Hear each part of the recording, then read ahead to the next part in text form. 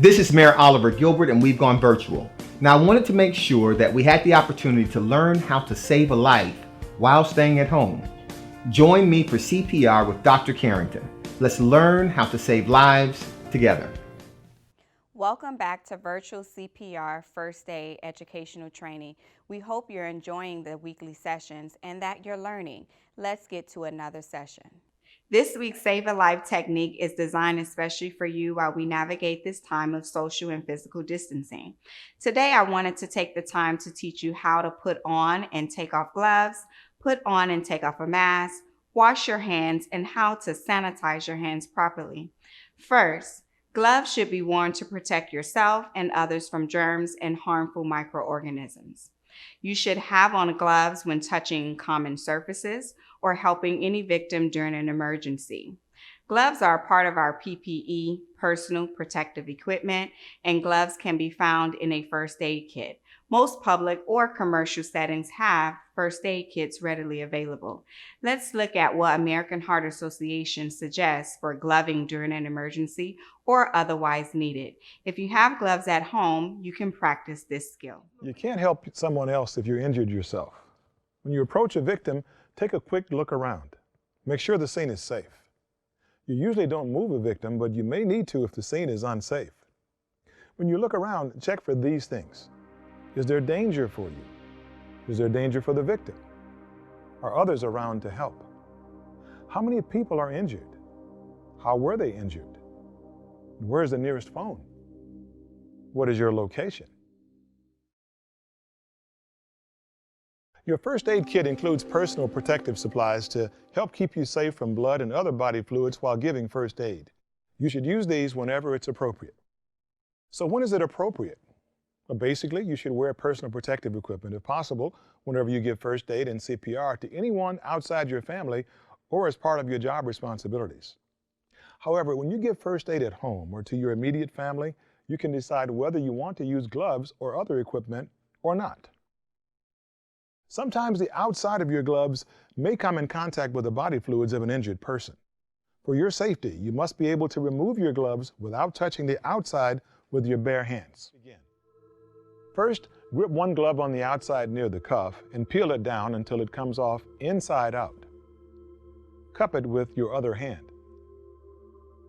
Next, place 2 fingers of your bare hand inside the cuff of the glove that is still on your other hand. Peel that glove off so that it comes off inside out with the first glove inside it. As you can see, both using and removing gloves correctly are important steps when it comes to your safety and the safety of others. Disposing of gloves properly is important too. Do not throw the gloves in the trash. If your workplace uses biohazard bags, then put them in one.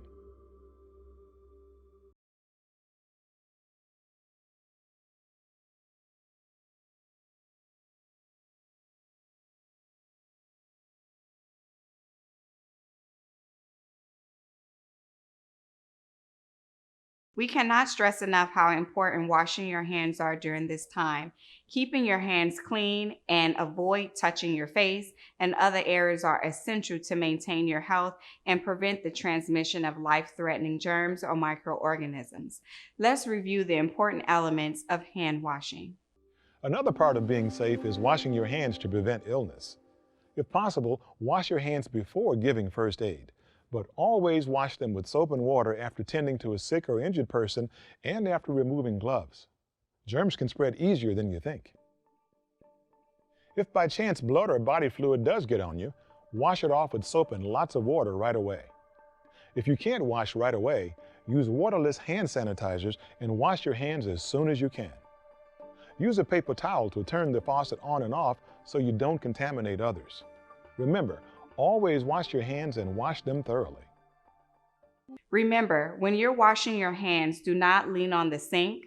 Wash for at least 20 seconds. Rinse in a downward position. No shaking of your hands dry.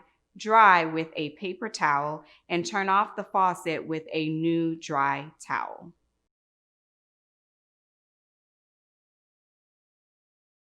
If you're unable to wash your hands, please sanitize your hands and wash as soon as you can after coming in contact with a common surface or after helping a victim. Also, please do not forget to check the expiration date of your sanitizer. Let us take a look.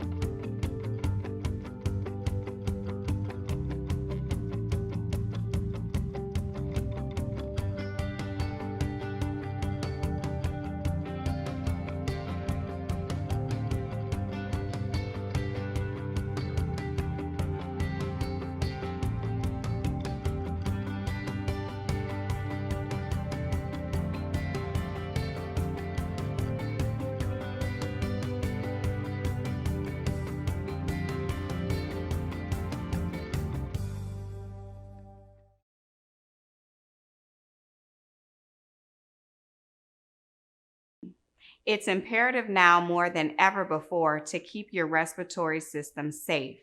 Wearing a mask helps to keep you safe because it's designed to cover your nose and your mouth, where germs can easily enter your body, or you can share germs with others by not wearing a mask.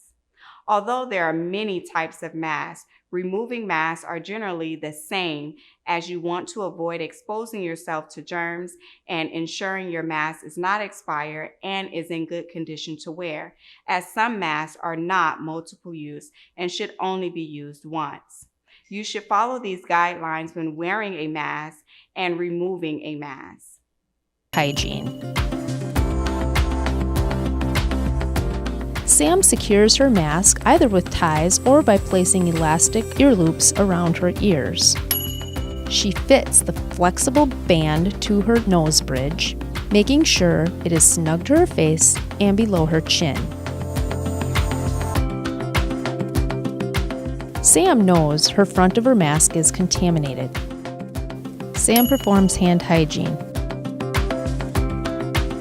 Instead of touching the mask, she grasps the ties or elastics of the mask, carefully removing the mask without touching the front.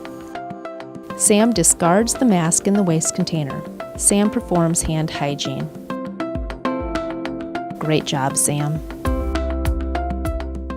If you're wearing an N95 mask, the mask must fit properly to give you protection and may require being fitted by a healthcare professional. Remember, when putting on your N95 mask, you should put on the mask first, then the bottom strap, and then the top strap to secure it on your face. Everyone, please remember to be safe and practice your protective skills, because if you are not healthy, you cannot help save a life. Thank you for watching. Remember, everyone can learn to save a life. See you next week for more educational training on first aid and CPR. I hope you enjoyed today's session and I hope you learned a lot. Join us every Saturday at 10 o'clock a.m. on Facebook Live for CPR with Dr. Carrington. If you want to view this session again, just to brush up on your skills, visit cmgengage.com/virtual. We'll see you next week.